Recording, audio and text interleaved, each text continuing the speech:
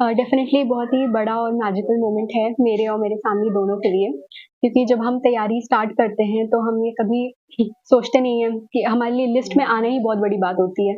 लेकिन टॉप 20 में आना तो एक बहुत ही बड़ा मोमेंट है मेरे लिए। कितने घंटे पढ़ाई करते थे आप? किस तरीके से रहा? मैं कोशिश करती थी कि मैं 8 से 9 घंटे ऑन एन एवरेज रोज़ पढूँ।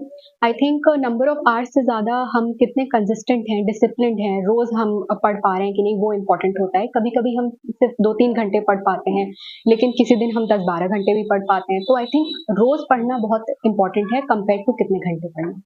मैम शुरुआती शिक्षा कहाँ पर हुई और किस तरह से आपने इस यूपीएससी की लाइन को चुना उसके बारे में थोड़ा सा। अ, क्योंकि हम लोग प्रयागराज इलाहाबाद से बिलॉन्ग करते हैं, तो मेरी स्कूल की शिक्षा वहीं से कंप्लीट हुई है 10th और 12th दोनों।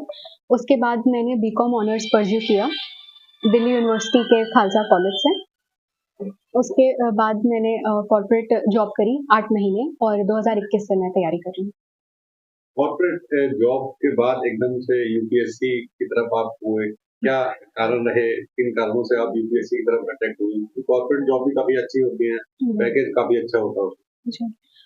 ऑल्दो कॉर्पोरेट में भी बहुत ही ल्यूक्रेटिव अपॉर्च्युनिटीज़ रहती हैं, लेकिन मुझे लगता है जो एक चीज़ मिसिंग होती है, जो कि यूपीएससी और सिविल सर्विसेज़ प्रोवाइड करता है, वो है अपनी सोसाइटी में इम्पैक्ट क्रिएट करना, लोगों की लाइफ़्स को ट्रांसफ़ॉर्म करना और अपने देश का गौरव बढ़ाना और कंट्रीब्यूट करना नेशन बिल्डिंग में। तो वो एक प्लेटफ़ॉर्म सिविल सर्विसेज़ देता है। मैम जिस तरह से आपने अभी बताया था कि 2021 में आपने पहला अटेम्प्ट दिया, उसमें 2022 में मैंने जी। 2022 में आपने पहला अटेम्प्ट दिया, हुँ। आपका प्री भी नहीं निकल पाया, तो किस तरह से वो डिमोटिवेट पल था या मोटिवेट पल था, उसको लेके फिर आपने दोबारा से तैयारी की और इतना अच्छा रैंक हासिल किया? जी। अ, दो ऑल्दो मैंने 2021 से मतलब 1 साल पहले से ही तैयारी स्टार्ट कर दी थी, तो मैं बहुत कॉन्फिडेंट थी अपने पहले अटेम्प्ट को लेके कि एटलीस्ट प्रीलिम्स तो हो जाएगा। लेकिन जब वो नहीं हुआ तो वो एक ऑफ कोर्स एक सेटबैक तो था, लेकिन वो एक अपॉर्च्युनिटी थी कि मैं अपनी कमियों को देख सकूँ और अगले आने वाले अटेम्प्ट के लिए इम्प्रूव कर सकूँ। मैम जिस तरह से आपने बताया कि आपके पीछे परिवार में अभी कोई सिविल सर्विस में नहीं है, आपने शुरुआत की तो किस तरह से तैयारी की? कहाँ से आपने ये चीज़ें जानकारी जुटाई कि कैसे तैयारी करनी है? कोई कोचिंग करनी है कि नहीं करनी है? कितने घंटे पढ़ाई करनी है? तो कैसे इसका पूरा प्लान, बैकअप प्लान कैसे बनाया? जी। आई थिंक हम सोशल मीडिया की एज में रहते हैं जहाँ पे सभी कुछ यूट्यूब पे और डिफरेंट सोशल मीडिया हैंडल्स पे अवेलेबल होता है और आजकल के जो रैंक होल्डर्स हैं वो अपने सोर्सेज अपने टेलीग्राम चैनल्स वगैरह पे अपने ब्लॉग्स पे लिस्ट करते हैं। तो सोर्सेज को समझना कोई बहुत मुश्किल काम नहीं है।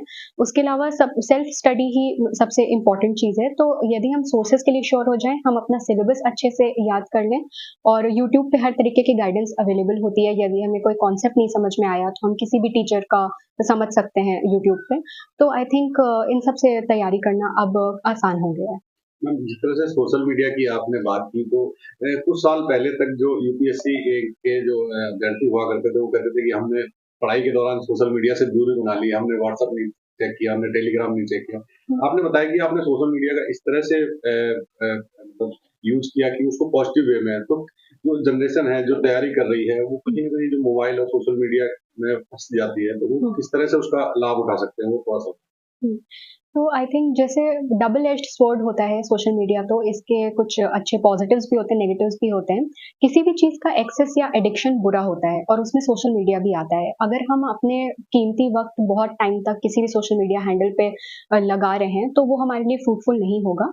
तो आई थिंक हम बेसिक सोर्सेज़ और जो गाइडेंस है वो ले लें और अपना पढ़ाई का एक टाइम सेट करें और जब हमारे गोल्स या टारगेट्स कंप्लीट हो जाएँ, उसके बाद हम पूरे दिन की जो रूटीन है उसको ब्रेक करने के लिए और थोड़ी देर के लिए अपने को टाइम दें सोशल मीडिया के लिए, तो वो एक इफ़ेक्टिव तरीका है यूज़ करने का। तो तैयारी के दौरान क्या-क्या आपने सब्जेक्ट लिए थे और किस तरह से पढ़ाई का रूटीन था? क्या घंटे तय किए गए थे हुँ, या अनलिमिटेड तरीके से पढ़ाई करते थे? जी।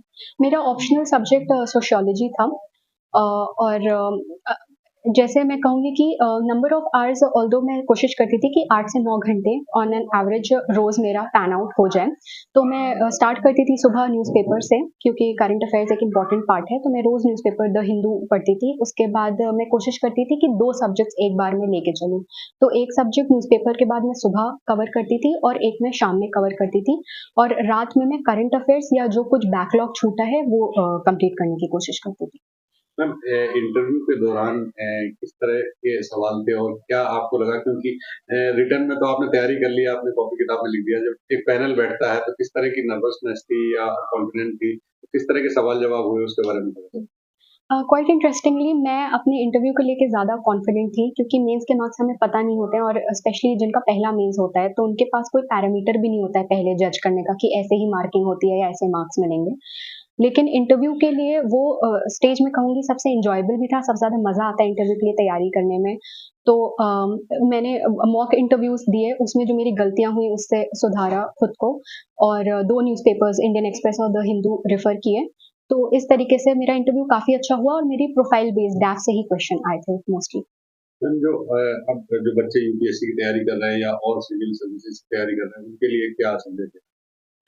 मेरा ये 2 मैसेजेस होंगे कि सबसे पहले तो उनको खुद पे भरोसा होना चाहिए, सेल्फ बिलीफ होना चाहिए, क्योंकि अगर हम खुद पे ही कॉन्फिडेंस नहीं रखेंगे, तो हम दुनिया को नहीं ये प्रूव कर सकते कि हम में कैपेबिलिटी है क्लियर करने की।